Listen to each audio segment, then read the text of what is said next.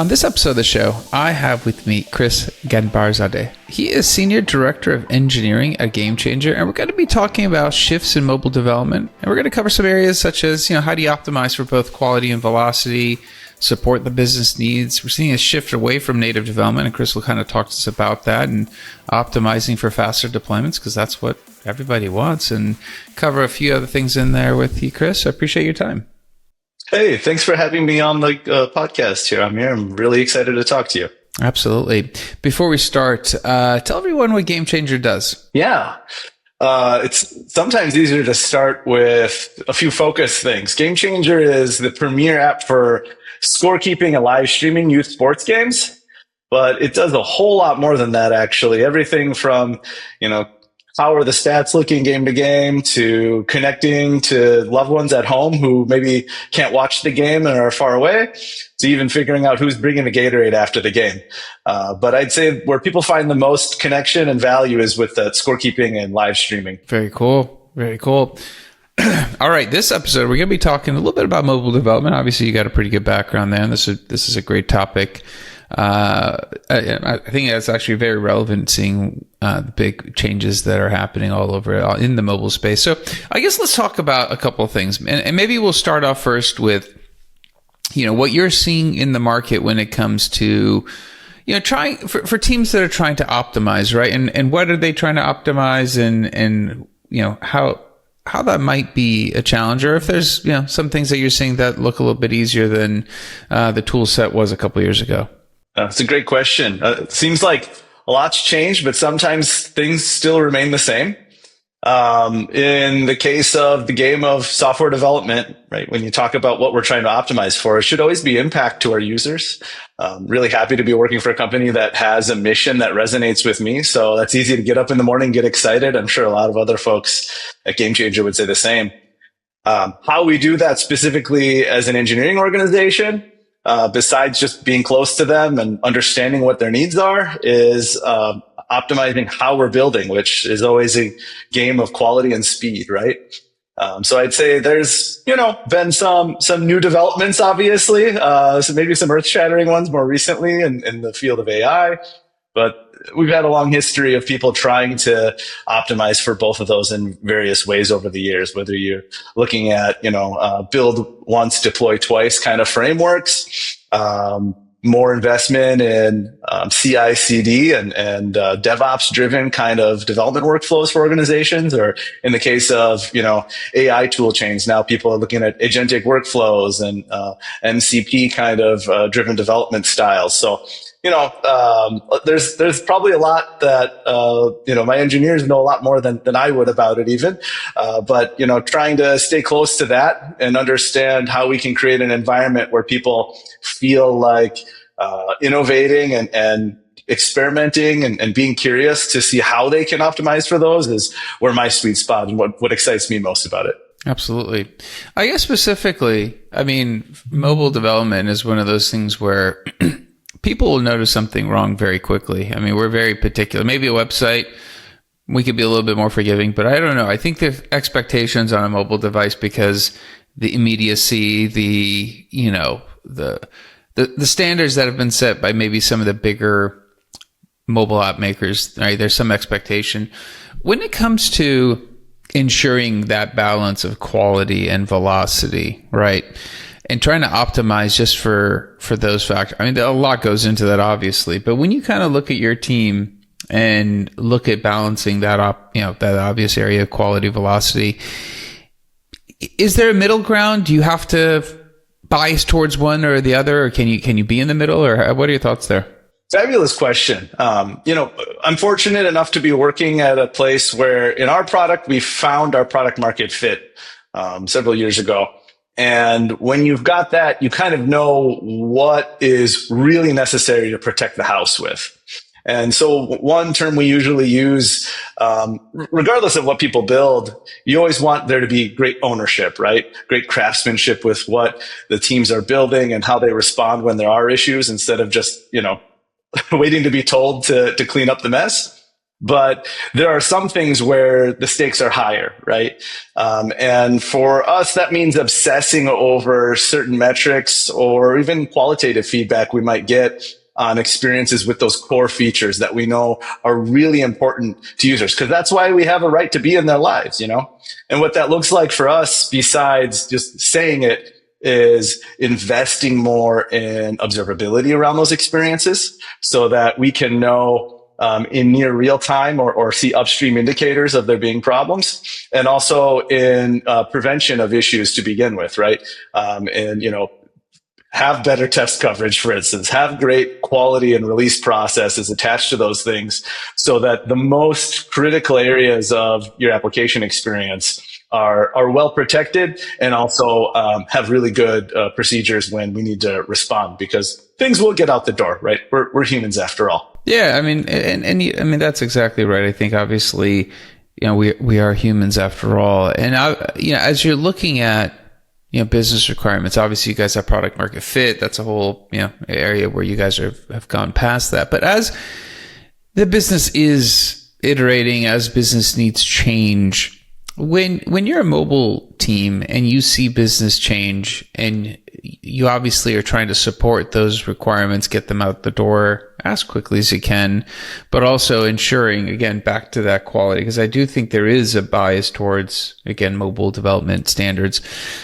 Well, let me, before I ask you the question, am I right? Am I just, is it in my head? Maybe it's a thing that's an Amir thing and I see it through my own lens and I haven't asked anybody else, but do you see that there is a different standard between mobile and web, or again, it could just be a me thing? You know, I would say they're different. They're different contexts for sure. You know, they're completely different tech stacks, different kinds of issues that can come about, different release processes, obviously. So I wouldn't say that we look at the quality standards to be any less, though. At least, you know, for organizations that I've worked for, because we always want to put our best foot forward with whatever kind of experience we're providing them.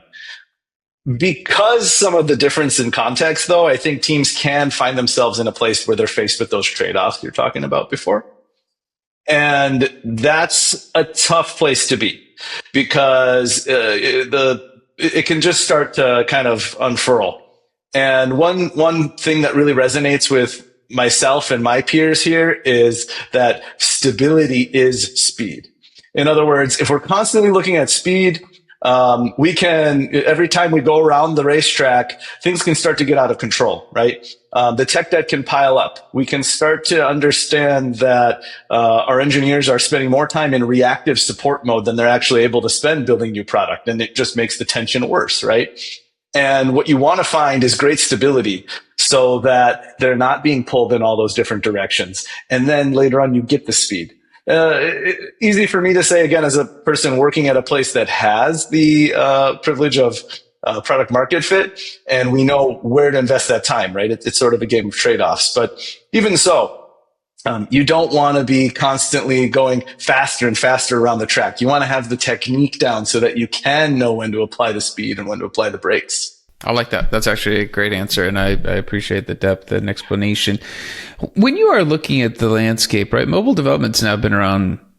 It's a while. Like it's no longer something where we all feel like, you know, people are, you know, adopting non-engineering principles. Right before, you know, early days, I think, you know, you could get people coming up through the stack, you know, an iOS stack or an Android stack that maybe wasn't CS back. They did something single person. They released the app because a company needed it. I mean, there's a lot of things that have changed. Even websites. I mean, we could go back the same. Like it's just how technology iterates. But when you look at the shifts within mobile and you start seeing the shifts away from native development, how are some of those shifts from native development helping actual engineering teams deliver? Like, what are some of the positives? What are you seeing? Yeah, I think it totally depends on the context, again, of the organization and what they're delivering. For some places, especially maybe leaner startups, it's really helpful to limit context switching. And, you know, people can look at one type of language and maybe just switch the frameworks that they're building on in order to gain some efficiencies there. For you know, other organizations, maybe it's more about standardization, right? Of you know, different tool chains, and you know, what I usually start with though is what's the problem that you're trying to solve? Because everything that you're trying to do should be ultimately centered on what's the user impact. For some folks, going with sort of a cross-platform or non-native solution or web-based solution can be one way to gain those kind of efficiencies and deliver value more quickly. That's great for users. Sometimes there are other contexts, and I can tell you in the case of Game Changer, usually we're doing enough with the hardware where we actually need to be able to do things that simply don't perform. For instance, with some of these cross-platform or web-based style of architecting an app. And so usually I'd recommend folks start there. It's kind of interesting now, though, too, with the introduction of LLMs first into our daily lives, and now some more of these advanced kind of agentic-based ways of working, or MCP kind of workflows. I'm seeing more people brave enough to go outside of their kind of safe area or place that they've built up more expertise. Because at the end of the day, a lot of these concepts translate well. People, who've already spent their time building their skills for more breadth rather than depth already know this, of course. But it's even more fascinating now. And I consider myself more of a breadth person as an engineering mind. Because you still have to spend time. I can't tell you how many hours I might spend on Stack Overflow, for instance, looking up how do I do this one thing again in this language or in this platform. And now you've got this, robot basically just telling you, oh yeah, here's how you do all this. And now you can review the code, test it, be a lot more efficient with your time. And I'm starting to see people be more brave with, how many different tool chains they're bringing into their workflow and maybe even their products now because of that. It's interesting. You bring up Stack Overflow, and obviously you mentioned also various other code generating tools out there. And I do find it interesting because at times when people reference Stack Overflow, it was like no one really questioned where software or just engineering would go. It was a common assumption that an engineer could go Google for code snippets, and it's okay. But a machine telling the engineer, here, here's the code snippet, just use it, and it's well formed, and you don't have to worry about some of the back, whatever that comes with it. That becomes an interesting area of, causes a little bit of fear, anxiety of how much now can it do. And I think it's I don't know how much it's human psychology, and I'm not a psychologist, but I find it interesting that those two dynamics, I kind of see it as, imagine if Stack Overflow just got so good that you didn't have to go copy paste or look for it. It could just tell you. But I do find this phenomenon because for the longest time, this is a common norm. So I don't know. I do find that interesting. Yeah, it'll be really interesting to see how well that holds up over time. And to be honest with you, very much in experimentation and discovery mode myself, and same would be said of the folks that I lead right now. We see some, interesting stuff and maybe even material gains out of it, but still trying to sort it all out, what it all means. Yeah, and I not to kind of go down this path, but just a follow-up question, because you mentioned your team is testing, it's trying to evaluate. Have you actually, there's a process, hey, let's test and see what we can do with it because we're curious. There's the other is, well, if we found something, how would we incorporate it within the process? What would change within the process? So I guess from your perspective, how far do you guys look when you're playing with this to understand, build that muscle memories, is good. But do you get down the path of going, you know what, we could actually incorporate this, or how would I change our internal process to incorporate a tool? I'd say that's exactly where my head's always at, actually, as somebody overseeing several teams and has some influence over the strategic direction of our company.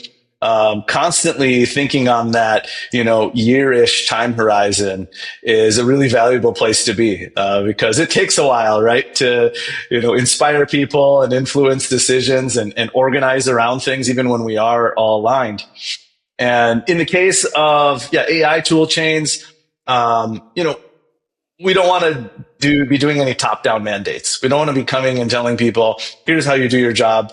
One, that's, just bad form to begin with anything, right? As a leader, I should be setting objectives in terms of outcomes that we wish to pursue, not how to do it. But also, because let's face it, this is a little bit scary for some folks, right? They don't know what it means for their profession and what it's going to look like, or just how many, spots will be available if you read enough headlines, right? And I think what we've got to do is help people realize that this change is coming. It's already here, in fact. And it's better if we get at the driver's seat, get to the steering wheel and be in charge of where our careers are headed. Right? Because the genie's out of the bottle. And if the, way that people do the software development profession and teams organize around it is forever changed, let's be a part of what that looks like and also have marketable skills, instead of being caught by surprise and passed up by other folks, right? I think that's one really valuable lesson I've taken away so far with some of our, introduction to this stuff. The other thing is just to give people space. Everybody's working hard, at least at Game Changer, we certainly are. And to, just kind of stack more and more responsibilities without providing more time or taking something off of their plates is irresponsible as well. So, making sure that we're being really intentional about, that we want to experiment, celebrating failures even, as long as there's learning to be disseminated, and giving really effective, knowledge sharing forums and opportunities for people to speak and lead here in the areas, all different tactics you can kind of employ. Absolutely. I guess a follow-up question to that, and I you might not have gotten here, but I'm curious, how do you think you'd approach the problem? So, and I understand as an engineering leader of multiple teams, you don't necessarily want to mandate top down. But I also am thinking about this because I agree with you. You have to let the engineers learn on their own, gravitate towards certain tools. But I'm also speaking to other engineering leaders, and I'm getting a sense as to eventually at some point there would be some need to standardize, because potentially from one tool to the next, how syntax is evaluated, how code comments are, there could be nuances across different tools that engineers are using, and all of a sudden it could be a little bit hard to then reconcile, all those various variables. And there might be subtle nuances, right? I'm not even talking like the core code would be very different, but I think those little touches, do you envision once muscle memory is worked, developers are comfortable, that at some point, at some level, a company, and maybe not Game Changer, just agnostic company, would there need to be some type of, hey guys, we're all not familiar, we're going to go to this tool, this is where we're most comfortable with, because we do get these benefits of the rest of the life cycle falls into place? I mean, just a hypothetical, but I was curious your opinion. Well, I think it'll be necessary because of costs too. Let's be honest, paying the license fees for all the tokens across all these different services could get a little unwieldy. And that's something that's, top of mind for any leader. But, I think right now it's too early to say, for one thing, to bet on a single horse in the race, let's say, to use an analogy there. And the other thing that I heard you say, kind of questioning differences in some of the outputs, like the documentation style, like how maintainable the tests may be, how good the features are. I think that's still the developer's responsibility, regardless of how they're getting the work done, right? And so a lot of that can be mitigated by just making sure that your performance feedback to your teams and to your engineers is consistent, regardless of, how we're changing some of the ways that we, build the code and experiences and get them out to users. I like that. No, that's honestly, I think that's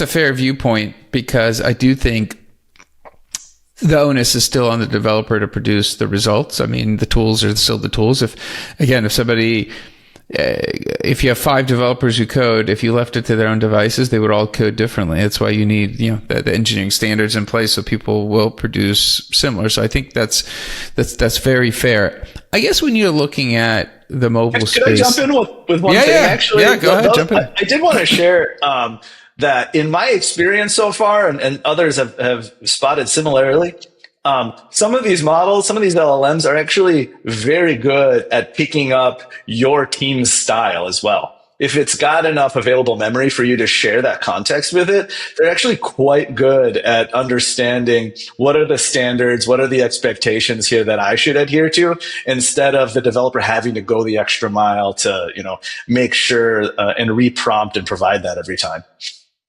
Absolutely. That is a great observation. And I guess when you're looking at mobile development, and I don't know, we're actually now deep into the AI conversation, which I didn't know we were going to get to, but it's actually good. I like this train of thought.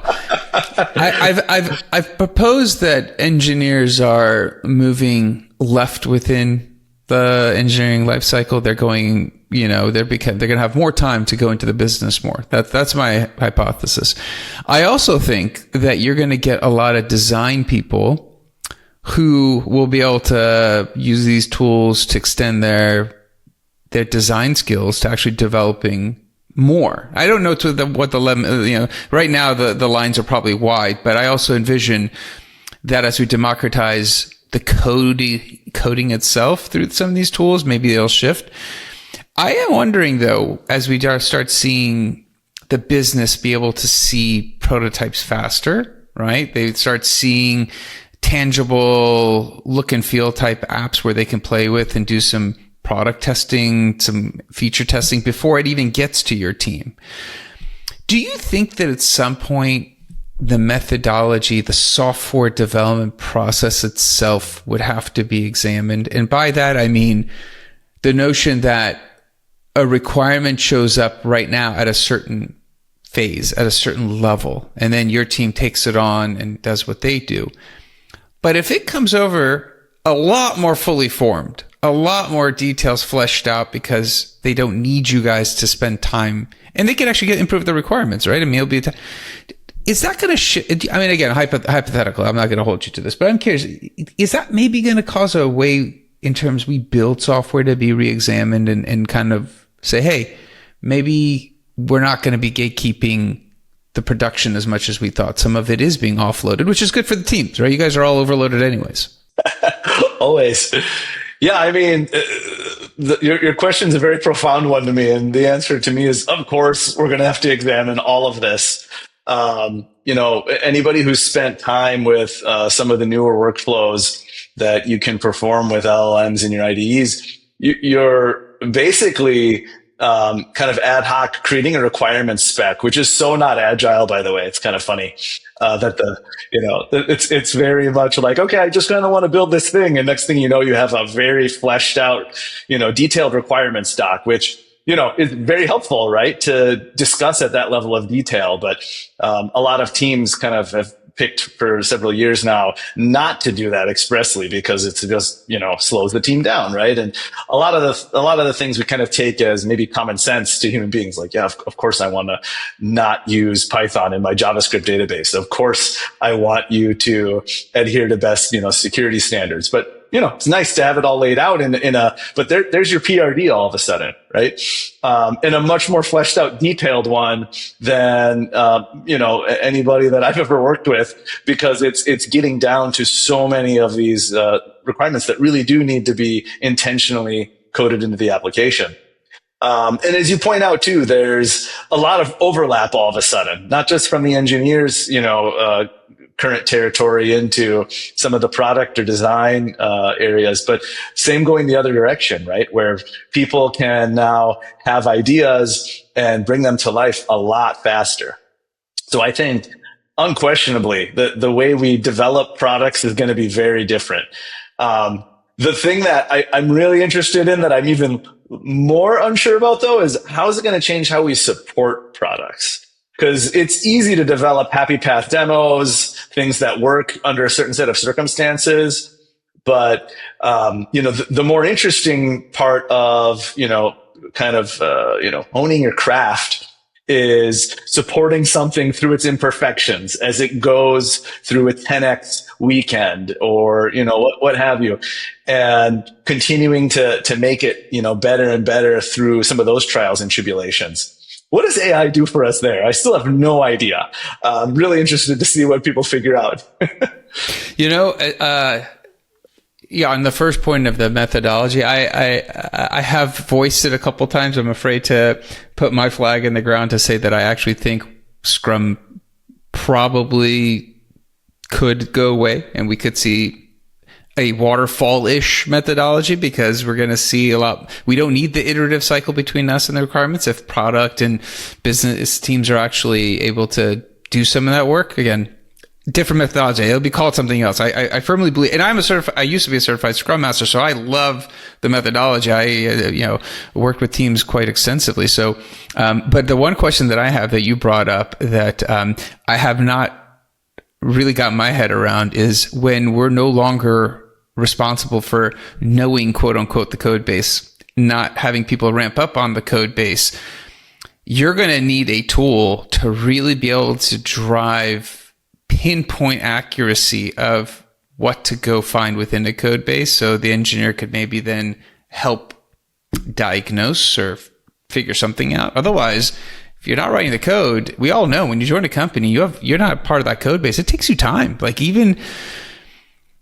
Anyways, but I do, you brought up an excellent point. It's on my mind. I'm very, very fascinated as to how that will play out, because I think that's going to be, that's a big one. I think it'll be a whole ecosystem just to support software maintenance for code generated by non-humans. But anyways. Well, that's the thing, right? It's generative AI, and you find yourself all of a sudden fielding a lot of requests, babysitting agents, and also having to do a lot of QA work that maybe you were doing naturally as part of the workflow before, as you ran your code, test this little thing out, and a little bit scary to think, oh yeah, maybe I can just use AI for some of that too. Review the code that the other AI agent, wrote. I'm not sure, at some point, people have got to start with first principles, right? What am I trying to do for my users? And how am I really sure that this is going to affect them positively, whatever I'm trying to change or do? Absolutely. All right, Chris, we are, I gotta let you get back to it, and I appreciate your thoughts. I think, we did go down the path of talking about mobile engineering. We got into general engineering discussions as well. Got a little bit of AI in there. So we covered a little bit of everything. I'm sure I've not asked all the questions somebody will have hoped I did. If somebody does have a follow-up question, if somebody does want to ask you something that I might have missed, what's a good way of touching base with you? Oh yeah, you can find me on LinkedIn, and if people want to continue conversation outside of there, I'm happy to provide more personal contact information. Okay, absolutely, Chris. Thanks for being on the show. Thanks for taking the time. I appreciate it. All right, thank you, Amir. It was a pleasure speaking with you today. Have a good one. Absolutely. That's it for this episode. Be back again, different guest, different topic. Until then, two things. One, we talked a lot about mobile development. Chris talked to us about quality, velocity. We touched on business needs, native development. We got into some AI discussion as well. And I think it's kind of hard if you're within engineering not to get into that discussion, because it is what a lot of teams are working on. And Chris had some great thoughts. And we even talked about the methodology changing and perhaps how you support the code. So these are all great viewpoints. And if you could share this episode with somebody else, that'd be awesome as well. I'd really appreciate that. Leave a comment. Let me know how the show's going for you. I will speak to you next time. Thank you and goodbye.